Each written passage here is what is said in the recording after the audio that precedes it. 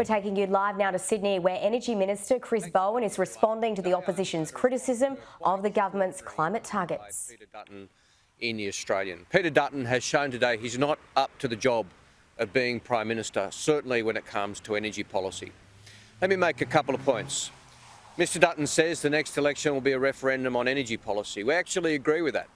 But here's the news from Mr Dutton. To have a referendum, you've got to have a policy. It's been 675 days since Mr Dutton said he will go down the path of nuclear power for Australia. Still no costings, still no modelling, still no details, and still no locations. Mr Dutton has no clue when it comes to energy policy. He's also today said that he would rip up the 43% emissions reduction target by 2030. Now, I have a couple of questions for Mr Dutton. The Paris Accord's very clear. You can't backslide. You can't reduce your commitments. So is Mr Dutton proposing to leave the Paris Accord, or is he just hoping no one notices? At the moment, the countries outside the Paris Accord are Libya, Yemen and Iran. Is Mr Dutton proposing to take Australia into that company? Did Mr Dutton take this extraordinary policy to his shadow cabinet or to his party room? Was his party consulted about leaving the Paris Accord and ripping up Australia's emissions reduction target? Was his shadow cabinet consulted? These are questions that need to be put to Mr Dutton, and he needs to answer. Mr Angus Taylor needs to explain his position on the investment that goes with being in the Paris Accord as well. A couple of years ago, before the then opposition Labor Party had announced our 2030 target, Angus Taylor said, and I quote, "When those opposite can only commit to a target 3 decades from now, what they are saying is that it's all too hard to cost their policies. It's all too hard to outline what technologies will get them there." He's also said, you can't be in the Paris Agreement without a 2030 target. They're walking away from the Paris Agreement. That is what their policy position is with no 2030 target. That's where you wind up. So, you've got Peter Dutton saying he'll walk away from 43%. You've had David Littleproud say that there'll be no 2035 target. This is all saying that Australia will join Libya, Yemen and Iran outside the Paris Accord. Now, of course, being inside the Paris Accord is important for Australia's leadership in the world, but it's also vital for investment in the jobs of the future, to tell the world's investors that they can invest in Australia. So, not being in the Paris Accord would mean that Australia becomes an international pariah and an investment wasteland. This is also a dramatic admission of failure by Peter Dutton. He's effectively admitting that nuclear policy will not achieve emissions reductions targets for 2030 or 2035. He's effectively admitting that he can't have nuclear power up and running by the 2040s at the earliest, which we have repeatedly said, but they've denied.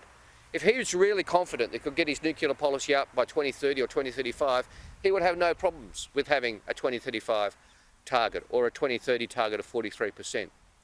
We know that Australia's on track to reach 43% emissions reduction. The last forecast we released showed 42%, with more policies released since then.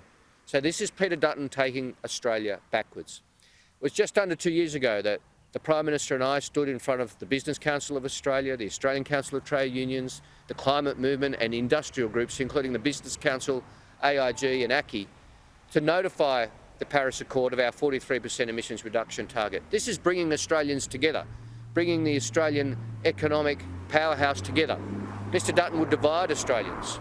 He would divide the Australian business community. Mr Dutton's in one newspaper today sprouting that he understands business and the economy, in another newspaper today ripping up an agreement which is vital to Australia's economic future. Peter Dutton pretends he's a tough guy. Peter Dutton pretends he's a tough guy, that he's a strong guy. He's too weak to face the future. He's too weak to stare down the climate change deniers in his own party. Those climate change deniers like Matt Canavan and others who say Australia should walk away from the Paris Accord. Peter Dutton's too weak to deal with those people. Australia deserves a Prime Minister who understands that our economic future is tied up in energy policy and energy emissions, in energy reduction, in emissions reduction. That Australia's economic future is tied up in emissions reduction. Lower targets equals higher bills. Lower targets equals fewer jobs. That's the future Peter Dutton is consigning Australia to if he gets his way. Happy to take questions. Everyone's on the phone, so we'll just take questions from the phone. Minister, along with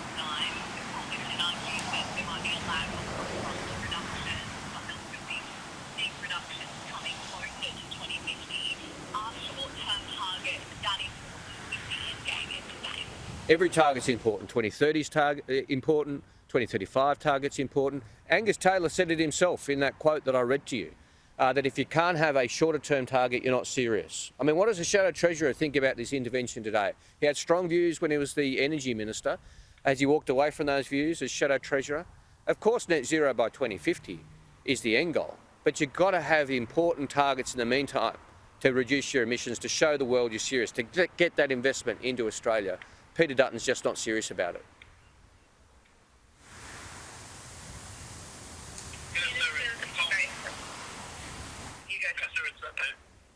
Tom Lowry from the ABC. Just on the 2030 targets, the forecast you mentioned that Australia is largely on track, do rely on a lot of things going right between now and 2030. Is there any risk, do you think, Australia missed that target? Is there anything that could go wrong and push us from here on? Look, we're on track to meet the target. That's the most important thing. That's what the independent forecasts show, that we're on track to meet or beat 43%. Now, if you look at the figures released just yesterday by the Clean Energy Council, 895 megawatts of renewable generation in the quarter, the fourth quarter in a row of more than $1 billion of investment in renewable energy storage. Look at our industrial policies, the safeguard mechanism, which is delivering. We passed the new vehicle efficiency standards just a few weeks ago to start to get more efficient vehicles into Australia. So all these policies are coming together and working. Mr Dutton would rip them up. Mr Dutton would rip up the pathway to renewable energy. He'd rip up, presumably, the new vehicle efficiency standards. He would take Australia backwards for no good reason other than the fact that he doesn't have the courage to stare down the climate change deniers in his party room. This is Lucy from Channel 10. You say that we're on track to meet the target, but it is true that it does hinge on all those policies coming together that you just mentioned. Can you acknowledge that it is a big uphill battle and a lot of things do hinge on things going right? Well, of course, every time you set a target, you set a challenge. Every time you set a target, you drive behaviour and you drive activity. But the good news is that Australia's on track to meet our targets. I mean, we're halfway to our 80% renewable energy target with just around 40% renewable energy. Our projections that we released last year make clear we're on track for 42% emissions reduction. Of course, we have to stay the course. Of course, we've got to keep those policies in place to achieve that target. Of course, we've got to keep working.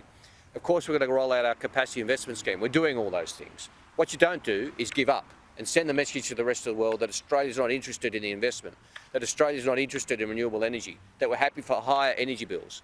Lower targets equals higher energy bills and fewer jobs. That's the fact.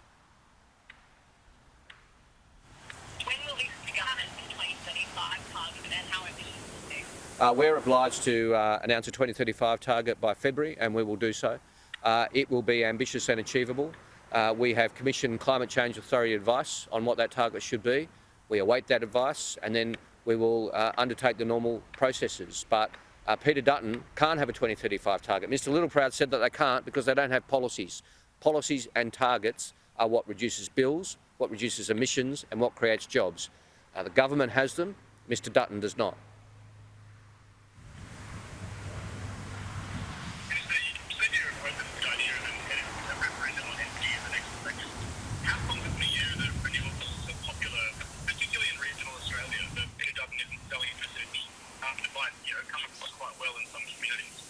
Well, Mr Dutton needs to, if Mr Dutton needs to release his policies. If he was so confident in it, he would have released his locations by now.